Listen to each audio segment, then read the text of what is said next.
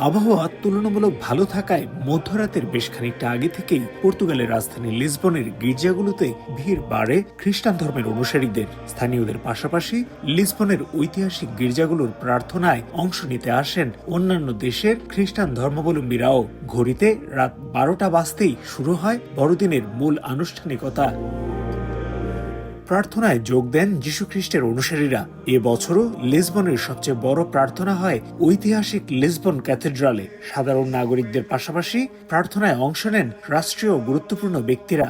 বিশ্বশান্তি আর স্থিতিশীলতায় প্রাধান্য পায় বড়দিনের প্রার্থনায়। উৎসবমুখর পরিবেশে বড়দিনের আনন্দ উপভোগ করতে পারায় খুশি যীশুখ্রিস্টের অনুসারীরা। পরিবার নিয়ে লিসবনে এটি আমার প্রথম ক্রিসমাস।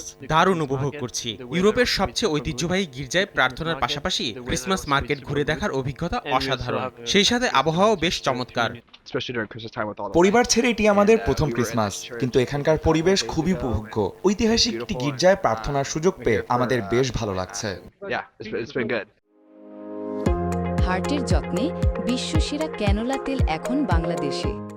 বৃহস্পতিবারও দিনব্যাপী রয়েছে নানা আনুষ্ঠানিকতা। উৎসব উদযাপন নির্বিঘ্ন করতে বেশ সতর্ক অবস্থানে পর্তুগালের আইনশৃঙ্খলা রক্ষাকারী বাহিনী। উৎসবপ্রিয় জাতি হিসেবে গোটা ইউরোপে বিশেষ খ্যাতি রয়েছে পর্তুগিজদের। তবে বড়দিনের প্রার্থনায় গির্জাগুলোতে মধ্যরাতে বিপুল সংখ্যক মানুষের অংশগ্রহণ বলছে তারা ধর্মপ্রাণও বটে।